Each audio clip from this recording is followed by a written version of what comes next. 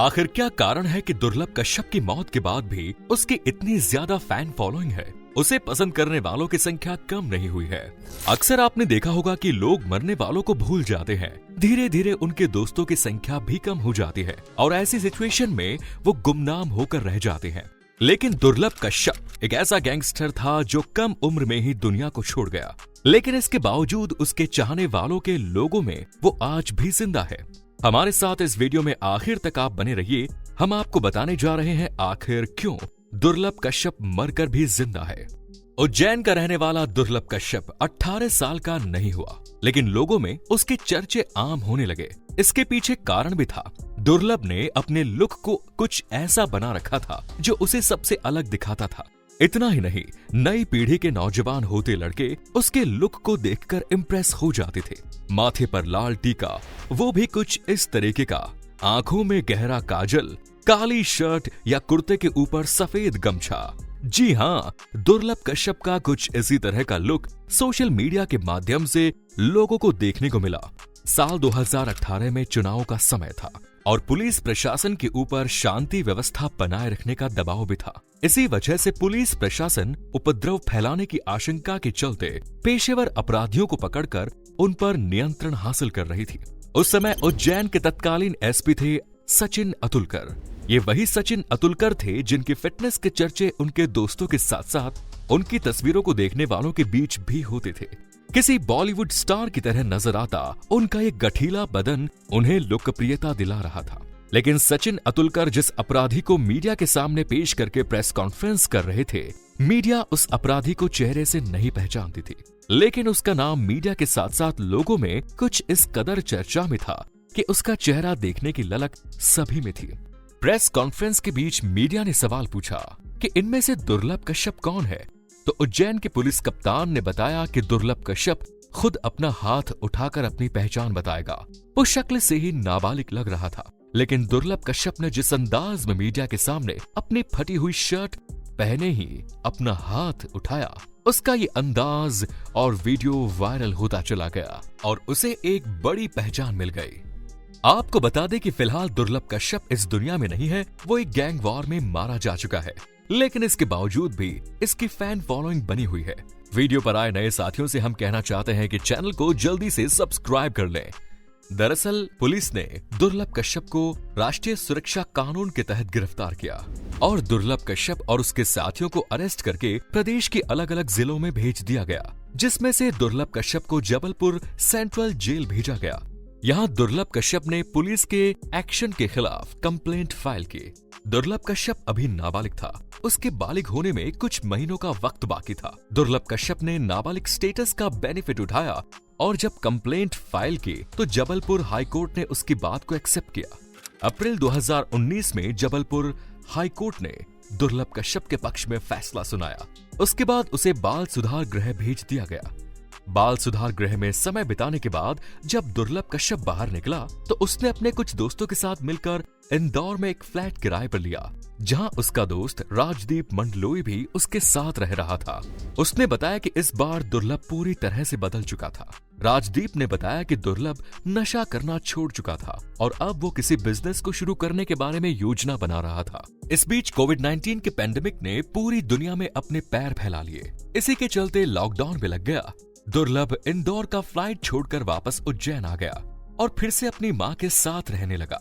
सितंबर 2020 में दुर्लभ कश्यप ने अपने कुछ दोस्तों को अपने यहाँ खाने पर बुलाया।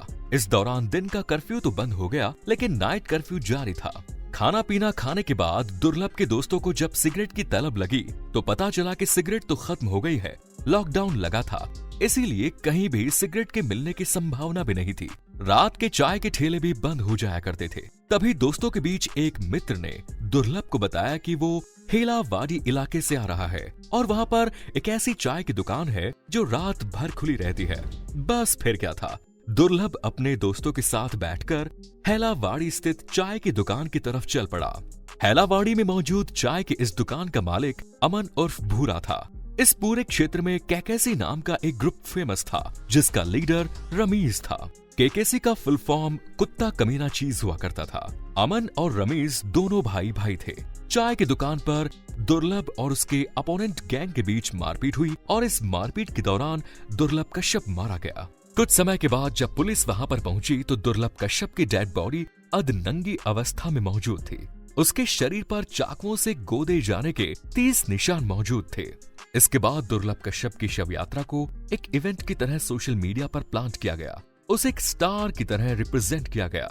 उसकी छोटी सी इमेज को इतना बड़ा चढ़ाकर पेश किया गया कि वो एक गैंगस्टर बन गया। गगन बादल उस समय उज्जैन के जीवाजीगंज के अधीक्षक हुआ करते थे। उनका कहना है कि दुर्लभ कश्यप एक सामान्य अपराधी था। उसके ऊपर मारपीट, चाकूबाजी जैसे सामान्य अपराध दर्ज थे, लेकिन सोशल मीडिया के जरिए उसकी मौत के बाद दुर्लभ कश्यप की इमेज को बढ़ा चढ़ाकर पेश किया गया। उसे सोशल मीडिया के जरिए एक बहुत बड़ा गैंगस्टर बताया गया। एक नजर दुर्लभ कश्यप के बचपन से लेकर जवानी की दहलीज तक के जीवन पर डालें तो दुर्लभ का जन्म साल 2001 में हुआ। पिता का नाम मनोज कश्यप था, जिनकी अपनी पत्नी से नहीं बनती थी और माता पिता अलग अलग रहते थे। यहाँ पर दुर्लभ कश्यप अपनी माँ के साथ रहा करता था। वो उज्जैन के एक अच्छे स्कूल में पढ़ाई कर रहा था, लेकिन 10वीं के बाद उसके कदम पढ़ाई लिखाई की जगह किसी और रास्ते पर पड़ चले। वो 10वीं में फेल हो गया, लेकिन उज्जैन में हर साल गणतंत्र दिवस पर एक बाइक रैली निकाली जाती है।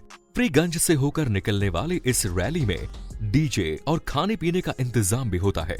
इस बार ये तमाम इंतजाम दुर्लभ कश्यप के जिम्मे थे। रैली के पोस्टरों में इसकी भी बड़ी बड़ी फोटोज लगी थी। इसे लोकप्रियता का नशा चढ़ने लगा। लोगों के बीच फेमस होने और गैंगस्टरों के बीच अपनी घुसपैठ बनाने के चक्कर में दुर्लभ कश्यप ने उस समय के आपराधिक तत्वों से संबंध बनाना शुरू किया। इसी सिलसिले में दुर्लभ को हेमंत उर्फ बोखला का साथ मिला और इसने अपराध के रास्ते पर रफ्तार पकड़ ली। ये घटना फरवरी 2017 की है, जब पुलिस ने पहली बार इस पर एक 18 साल के लड़के के ऊपर चाकू से हमला करने के अपराध में मामला पंजीबद्ध किया। पुलिस सूत्रों की माने उज्जैन का दानी गेट एरिया डागर और डाग परिवार के बीच वर्चस्व की लड़ाई का केंद्र बन गया और इस दबदबे की लड़ाई का मुख्य मुद्दा उज्जैन के कार्तिक मेले के दौरान गाड़ियों की पार्किंग का कॉन्ट्रैक्ट था। अपने दोस्त हेमंत बोखला के जरिए दुर्लभ कश्यप का संपर्क डागर परिवार के करीबी राहुल किलोसिया से हो गया। राहुल को अपने साथ काम करने वाले लड़कों की जरूरत थी और दुर्लभ के पास काम करने वाले लड़के मौजूद थे। कुल मिलाकर डागर परिवार में इन लड़कों को शरण मिलने लगी। शहर के बाहर एक फार्म हाउस को इनके लिए खोल दिया गया, जहां लड़के अपने हिसाब से आते जाते नशा करते पड़ते रहते थे। ये लड़के किसी भी समय किसी भी अपराध को अंजाम देने के लिए हमेशा तैयार रहते थे। ये घटना 11 से 12 जनवरी की रात की है, जब दुर्लभ कश्यप के लड़कों का सामना डाग परिवार के लड़कों से हुआ। अच्छी खासी मारपीट हुई, दोनों तरफ से लड़के घायल भी हुए, जो इलाज के लिए सिविल अस्पताल पहुंचे। डाग परिवार के अर्पित और कान्हा पर चाकू से इतना हमला हुआ कि उसकी मौत ही हो गई। जनवरी 2018 में पुलिस ने पहली बार हत्या का मुकदमा दर्ज किया। दुर्लभ और उसके साथियों को अरेस्ट किया गया, जिसमें से दुर्लभ के साथ साथ उसका एक साथी राजदीप नाबालिग था। इसलिए इन दोनों को बाल सुधार गृह भेजा गया, जहां से इन दोनों को जमानत मिल गई। दानीगेट इलाके में दुर्लभ और उसके साथी अक्सर शमशान में बैठा करते थे, जहां लोग कंधे पर गमछा डाला करते थे। अपने आप को पावरफुल बनाने के लिए दुर्लभ गैंग के लड़कों ने भी कंधे पर गमछा डालना शुरू किया। माथे पर तिलक, कंधे पर गमछा इस गेम की पहचान बन गया।